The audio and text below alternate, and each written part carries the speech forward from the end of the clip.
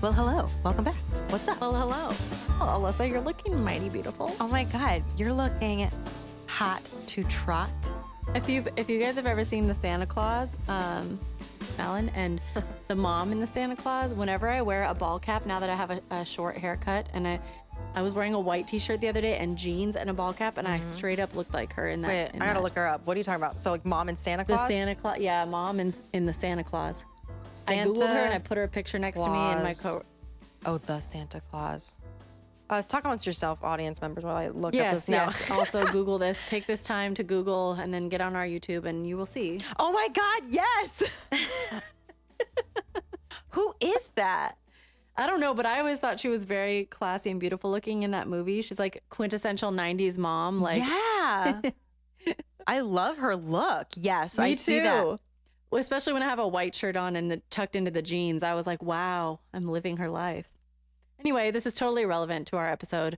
Or is it? Because our episode is about escapism and the things that we are all doing to deal with the changing world around us and not ignore it, but literally deal with it. And part of processing is indulging in escapism so that you do have the brain, mental, emotional capacity to process it later when you stop escaping. Yeah. And like how we got to this idea of like wanting to do an episode on it was because we're both trying to figure out how to navigate our mental health through these weird times. And we know we're not the only ones that go through this. I mean, we all have our things to escape. And we love drugs and alcohol, but just in case those weren't like the best options for you, we have other options that you can try for whatever sort of identity that makes sense to you. Like we can satisfy or like whatever that. mood you're in. Yeah, exactly. Like I have different escapes. If I'm feeling like overwhelmed emotionally with like where sadness is the predominant emotion, I'll go more towards like childhood movies or classic 90s movies. But if I'm feeling like if my predominant emotion of anxiety is like anger or like you go towards different things based on how you're feeling your anxiety. Right. 100%. Let me have a little bit of everything. What would you say? Yeah. Should I start with one of yours? Well, I feel like the one I'm going to start with is one that like when we said we wanted to do this, we were both like, we got to talk about this show. Oh my God. I love this show. Lovecraft Country on HBO. Steal your aunt's password immediately. It's worth it to watch this show. To paint the picture, it's written and created by a Black woman, and it's basically, I want to spoil something, but I don't. But basically, it's a sci-fi horror genre featuring like 99% a Black cast, which is never seen or done in the like genre. Sci-fi horror genre blending, but with social commentary and like racism and sexism also at the forefront. Like it is just, it's the most relevant social commentary while also being in a fantastical world. It's a very strange, unique blend. And if like I've had a friend, my dear friend, who couldn't do horror, like he gets scared easily. I had to sit and it took hours for me to explain the entire plot because like you need to know the story. And if you're like him, I recommend the episode called I Am. Do you remember that episode with Hippolyta? I remember it by name. So this is the episode, without giving too much away, with Hippolyta, the mom, and the possible multi-dimension. Oh, The like different lives. Yeah, that's another thing. If you're like a revolutionary episode and show. Mm-hmm. Oh my God, it's incredible. The things that it illuminates about race alone, and there's a million other things it tackles artfully and gracefully and poignantly, but the racial, oh my God, the way that it like, and I think it's incredible because it's digestible for like a lot of people still, unfortunately, have an issue watching shows or movies about race that are too real, like too accurate to how the world is today. Like a show that's based in today's world, 2020, 2021, just like you might. But if it's in a sci-fi and kind of whimsical, fantastical horror context, Too more palatable. I hate this, but yeah, it is for more people. I think it's more palatable because they can watch it and absorb it and also be like a little removed from it. Oh but my God. the lessons that it's teaching. Oh my God. Everyone needs to watch that one moment. Remember that one scene that we were talking about that kind of confronts that whole dynamic, where that whole oh my God. idea of needing something more palatable. Like that once. Oh my God. When you know, you know. Yeah. You guys got to watch it. Yeah. What about you? Well, my first thing, I put songwriting. That's always been an escape for me, just writing in general. But obviously, I've leaned on it more, like when there's more going on in your life, but definitely the world, because a lot of my writing has always been very like social conscious based. It's just the things that I think about a lot. And then when the world and our country is in such upheaval, of course, it comes to the forefront even more. But I've found it a really helpful way to process what's going on, and also process my own thoughts about what's going on. Like you'll realize how much there's a quote that I love, and I can't remember which author said this. I have it written down. I'll find it. But I think it was Joan Didion. She said, I write simply to find out what I'm thinking. Because it's like our thoughts move way faster than our words do, and way faster than our hand can write. And so if you're forced to slow down and put it into words, or put it in, like, write it down, you're forced to finish your thoughts that are flying through your head at rapid speed. And then when literally, I can't even name the amount of times I've written a song and been like, I didn't know I was really feeling, what did I even write about? Was that like fake? Did I write about something I don't really feel? And then like a day or two later, I'm looking at it or listening to it, and I'm like, wow, I really, like, it came through me, and writing it down is how I found out how I actually felt. And so that's been a huge thing for me. Yeah. And I have so much admiration for people that can actually do that, because it happens to me, but in very, like, bottom of, like, I have to be down on my fucking luck, or like feeling really good or really low for me to start writing things down. Like, I don't know why I can't just continue it. It's an attention span thing, maybe. I don't know. But when I do it, and I have done, it's just like the best thing to go back to and kind of like dissect all of it. For me, like, I love collaging. I've been doing that. I wanted to get it out and show you, but it's not done. And maybe I'll show some, like, when it's all done. On our Instagram. Yeah, because I don't know if it's attention span, or I just don't like the sound of my voice when I'm writing something down. Like, the collage work for me, and what I've done is gather every Vogue from the year, and like take I love that. Big images and sayings and bits of articles, headlines, and use it to create the story of 2020 and so far 2021 and Alyssa, I love that. That's like something you have to keep and give to your kids. And like, I just updated again the other day. It's like hard, like, you know, I'm very bad at making myself keep up really good habits like that, but it's really fun and rewarding. And like, when you go back to look at it, it's, it's cool. That's really cool. Yeah. I put small bursts of cooking enthusiasm, and I have to be real, like, honest with that. It really is small bursts, but when it hits, it hits. And I have been like, in the last, this wasn't throughout the whole pandemic, but this has just been in the last like 3 months or so.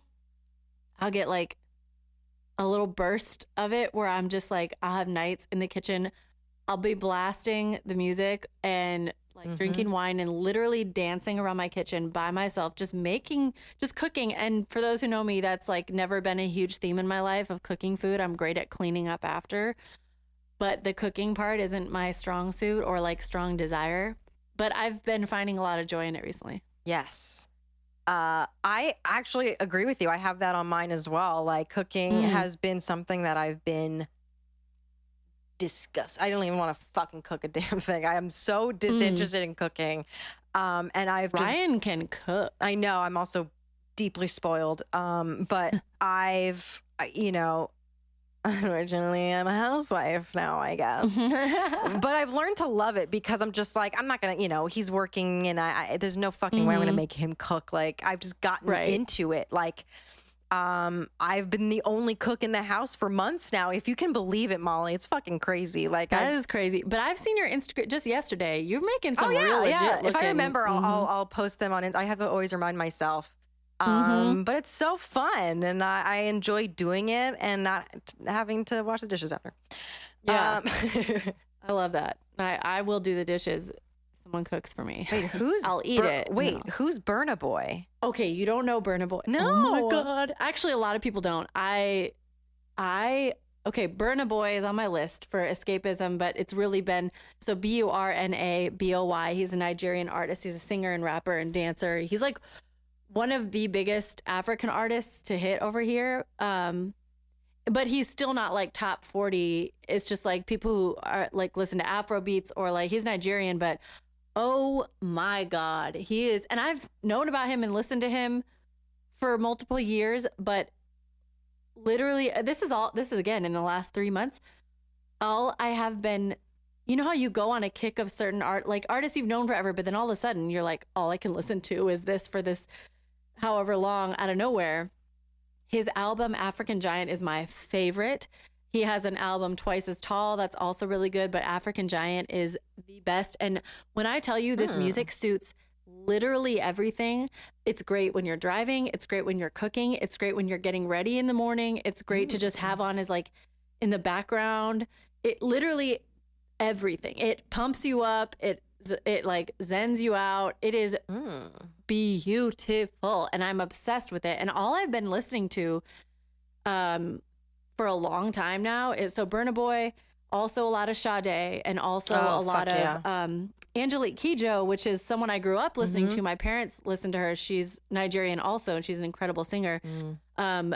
Really nobody ever knows who I'm talking about, but she was featured on one of Burna's songs, and she's singing on it. And I heard his song and I was like, this really sounds like Angelique Kidjo, but slightly different because the version of her I'm used to is the 90s version, but this is she's older now. And so her voice is like a little bit like deeper and grittier, but it's still her. And I looked it up and I was like, wait, it is her. She's featured on it. And it like revived her music for me. So I've just been like cycling through those 3 artists. And I highly recommend people look up Burna Boy because, oh my God. Well, yeah, I love Sade. Like I go into deep Sade moments where it's just, I mean, oh yeah, ... Like it's just, you're just in a zone. So that's awesome. I had to check that out. I love embroidery too. Yeah, you've been. I need to keep up with that, but me and my sister got into it, and we've just been like showing each other our stuff. I got her this like big embroidery, medium-sized embroidery kit, I guess, and like the outline that it came with. This is off of Etsy. It's like it's the "I'm speaking" the Kamala Harris quote, like in big quotes. I love that. Yeah, like the world is very vast too. Like you can make so many different things, and I bet, and decorate in any way. So you can like just put it on your fucking wall, put it on a shirt, put it on a pillow. And just feel good about yourself that you're creating. You're self-sustainable. Yeah. One show that I've been like enthralled in, and it's not new. I remember hearing about it, but I never really got into it. One Strange Rock. It's on Disney Plus, and Will Smith is the host. But he's the host. But what it's about, it centers around like eight astronauts, I think, men and women who are recurring in these episodes, and it's basically talking about our planet and how absolutely every episode, I can't even do it justice, but every episode is like about a different thing, and it dives into how absolutely unreal and alien like and like incredible our planet is in and of itself, like how everything works together. It breaks down, it gets real deep and scientific, but in a very, I mean, I was glued to the screen. It was literally and these astronauts are periodically talking because they've seen Earth from a certain perspective, and they're talking about how every year, like for example, there's these huge windstorms in, I think like northern and West Africa, that they can see it start massive. It's all dust over Africa, and then these people are astronauts who have been at the space station for months at a time, so they're watching it over time.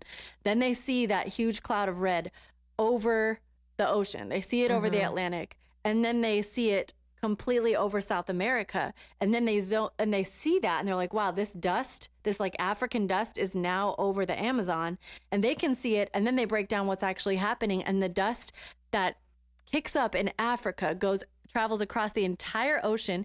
And every year it falls into the Amazon and literally fertilizes the Amazon every year. It is fascinating. This show is unreal. Wow. I'm obsessed with it. How long has that been around?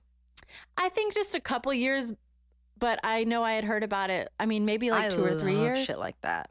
Yeah, watch it. You need to watch it tonight. I don't mind feeling like small. You know what I mean? Like exactly. I like that feel. I like that feeling of just like this. And it's reassuring in a time like this where it's so easy to be like in your zone and be like, oh my God, this country. And then when you're hearing astronauts talk about the perspective they got in space, and then you're looking at how the planet supports itself and all these systems, and we're all part of it. It is soothing. It's like, okay, the Trumpism of it all isn't all that exists. Amen. Yeah.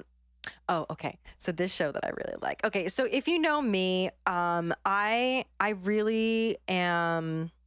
I'm not nerdy. I don't be like I'm just this nerd girl. No, but I really do love just like fantasy, like sci-fi genre, like big into fantasy.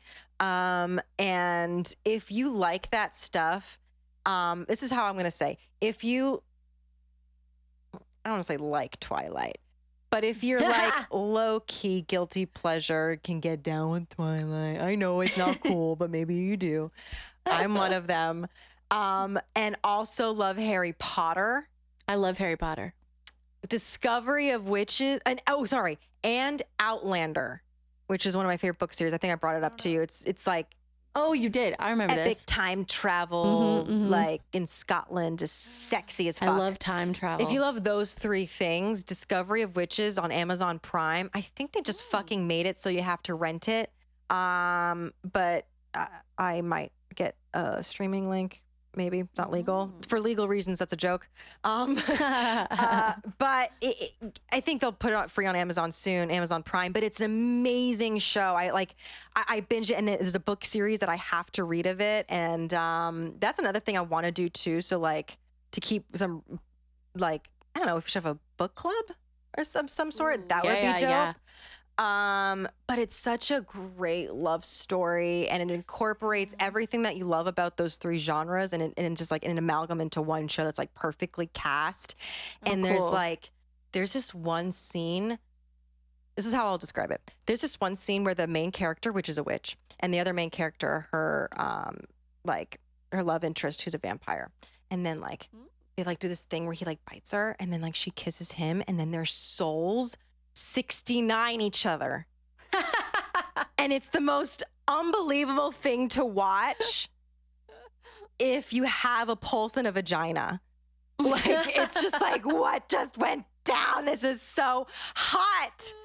That's hilarious. And also fun and just adventurous, and there's twists and turns, and I swear to God, like escapism, that's where you want to go if you love romance and fantasy. Oh, I love that. Yeah. My other show that I put on here, and shout out Courtney Taylor because she put me onto this. It's called Surviving Death, and I think it's on It's Netflix or Amazon Prime. I'm pretty sure it's on Netflix, but it's a couple episodes and covers a couple topics, but in general, it's like looking at the question, what happens to our spirits and our souls after we die, and it talks to a couple people who came back from the dead. Like this one woman was in a rapids, like whitewater rapids accident, and she was trapped underwater, and she was literally dead for 35 minutes. Oh my God. 35 minutes, and came back and had this whole, could describe her entire experience, and she talked to loved ones, and they told her something about her son, how he was going to die too young, and he did. And like all of these things so then they talked to a couple other people who died and came back, and you hear their experiences. And then there's an episode on mediums, and anybody who knows me, this is like right up my alley. And like Courtney said it to me, and she's like, I can't believe you haven't heard of this yet. And I watched all of it in like 2 days, but it is unreal. It is unbelievable, and it's personal experiences. And just to look at, I just find it like whatever you believe or don't believe, none of us know. All of us who are here right now have only experienced in this life. We are human. None of us know what happens after we die because we're still alive. And so we can't claim for certain that what does happen, but we definitely also can't claim that this isn't possible. Like we really don't know. And so, but there are people who have been there and come back, and their stories have these very strong consistencies that are hard to ignore scientifically. Like it's just fascinating to me. That show is unreal. I really recommend it for anyone that loves that kind of thing or loves just thinking that way or wondering. This is so funny. Like this is like so up my alley too. I had recently, I think this is like, earlier this week or maybe late last week. I don't know. I was just like, I couldn't sleep, and I was like, I woke Ryan up. I was like, Ryan.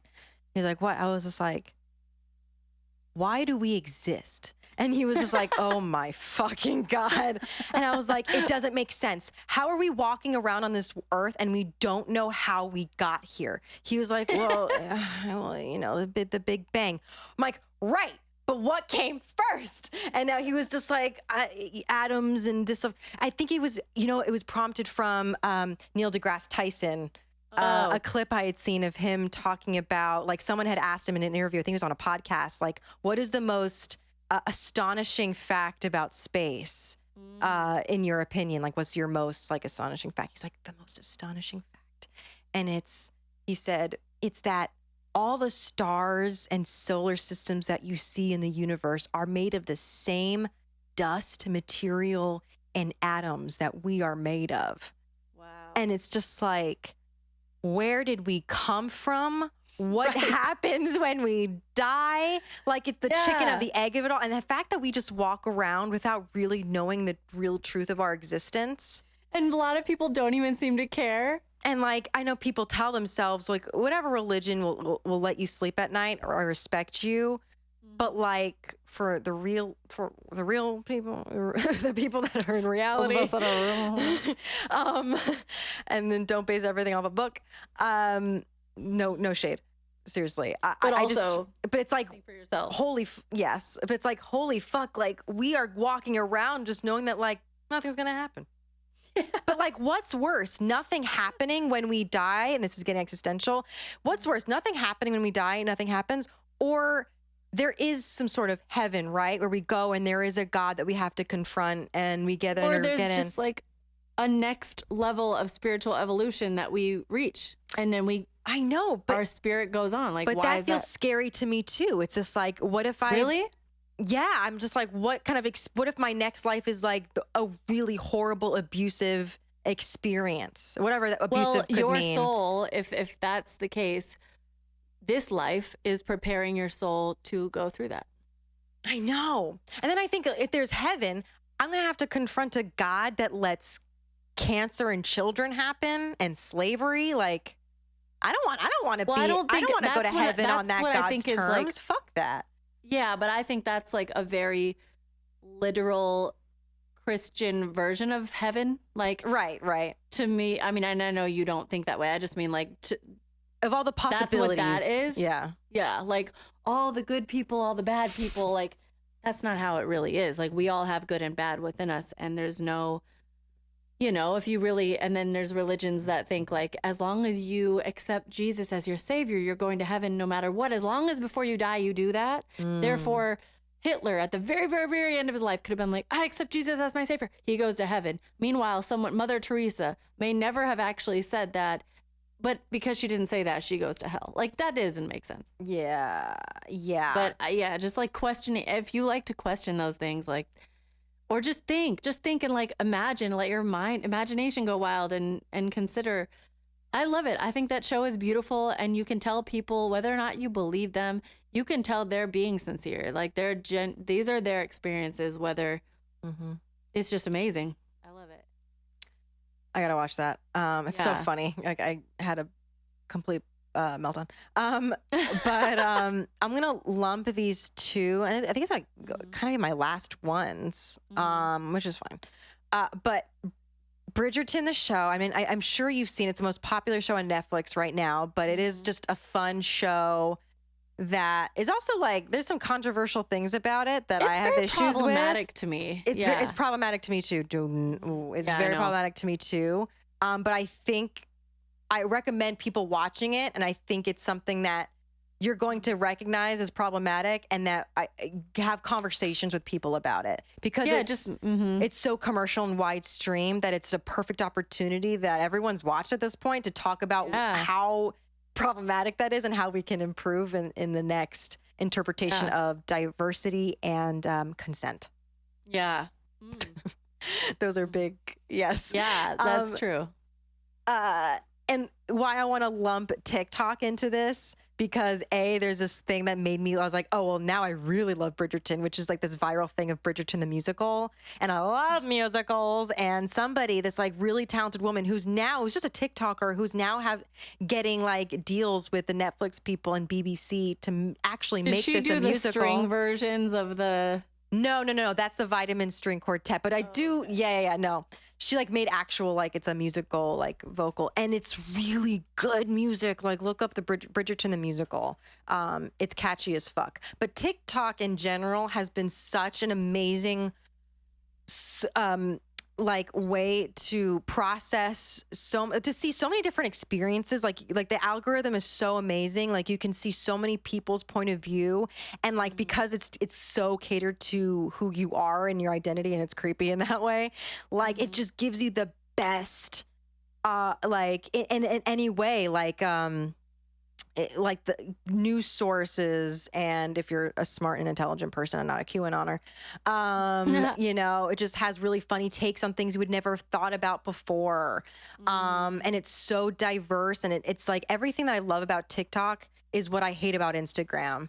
And like, I think that's why Gen Z it is taking over with this TikTok, because I think, you know, Instagram was a sign of the times, right? Like, it existed because of a need, you know, of just, I don't know why, you know, Facebook was just too much of writing shit down and not making sense. So Instagram was an easy, just post a picture of what's going on. That's easy. And if it's pretty and stylish and vibey, great.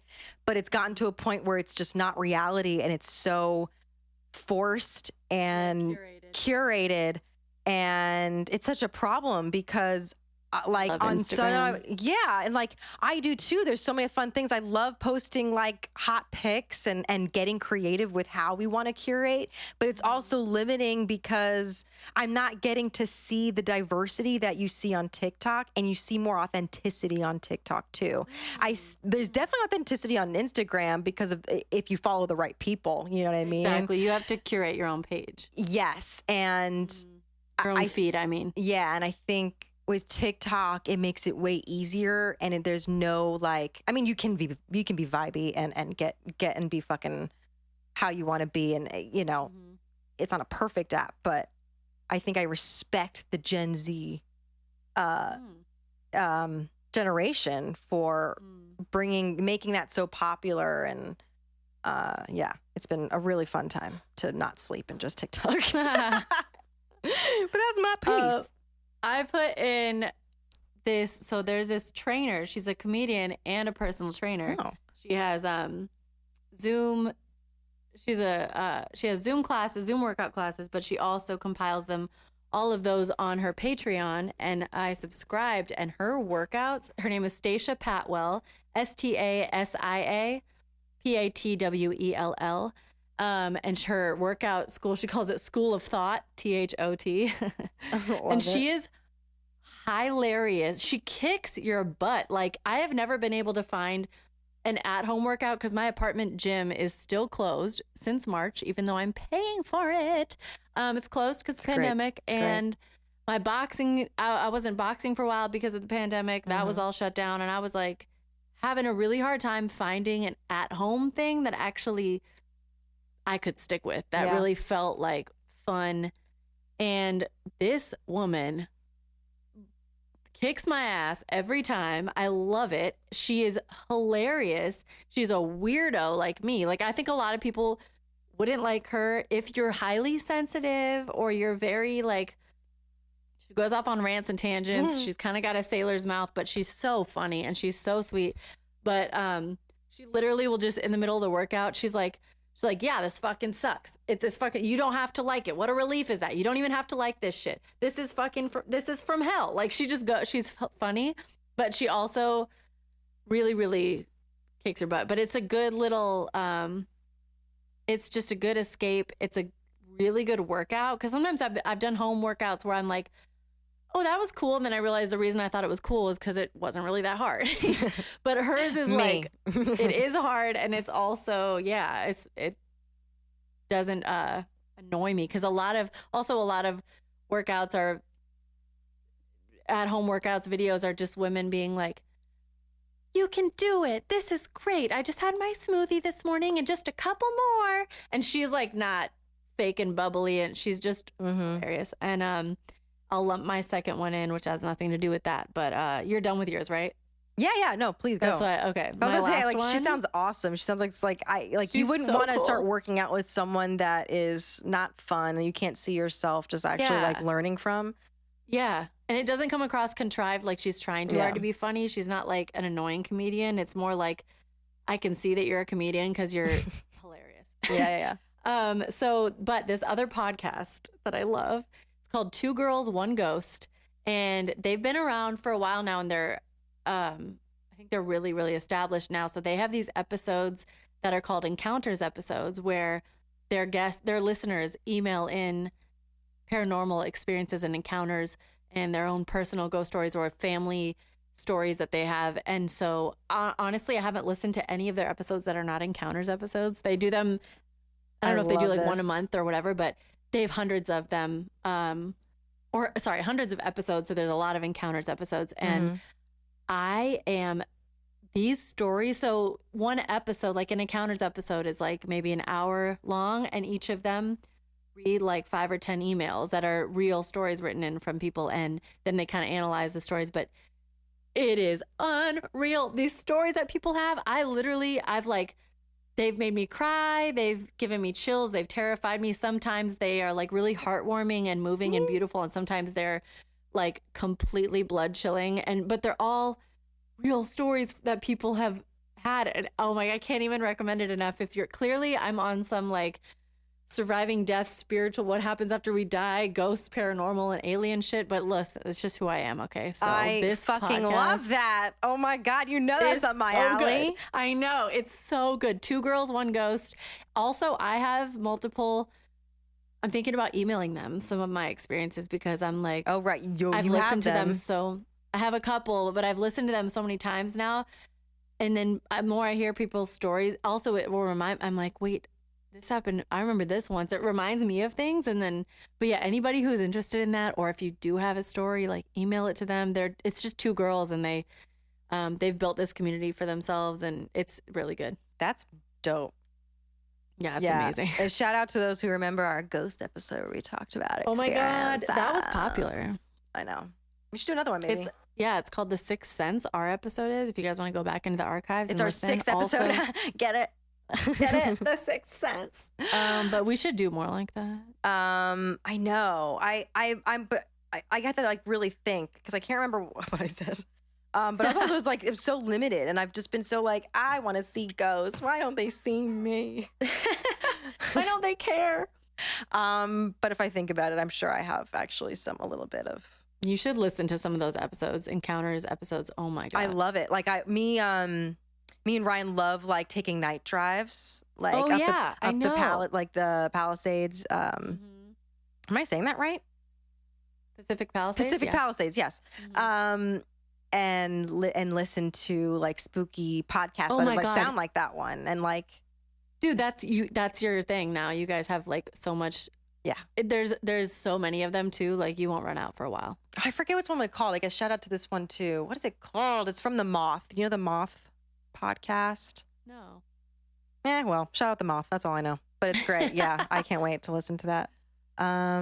Yeah, I hope you guys liked our little escapism recommendations, books, TVs, television. Like, we're very passionate about the things we love, and maybe this can accumulate into like, I don't know, like a book club. I don't know. Yeah, Whatever that'd you be guys are cool. feeling. Maybe not. No, but that's fun because it's like, I like it because it just kind of, it's expanding your consciousness or your thoughts and, you know, and like delving into, we've all had more time in this last year than, I know everyone's circumstances are different, but I really think that we've all, even if it's been stressful and terrible time, we've all had more time to think and / to need to escape, whether depending on the day. But it's allowed us, I feel like, the time to not only consume more art, like movies or books or whatever it may be, podcasts, but also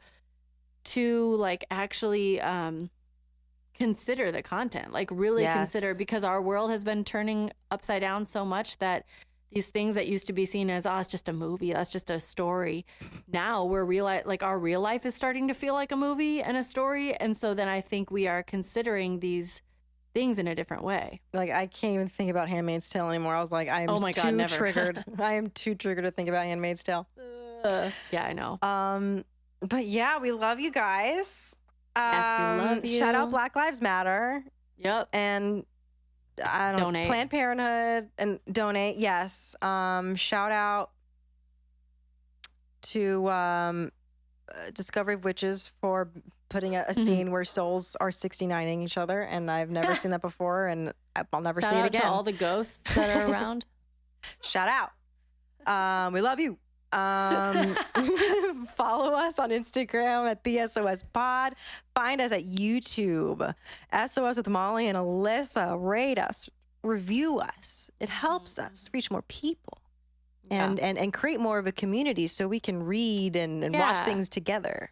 And if you guys do check out any of these TV shows or podcasts or whatever, DM us and let us know what you thought. And if you loved it, just let us know if you checked it out. And I'm Molly Cottrell. I'm Alyssa Rosano. And here's to turning meltdowns into magic.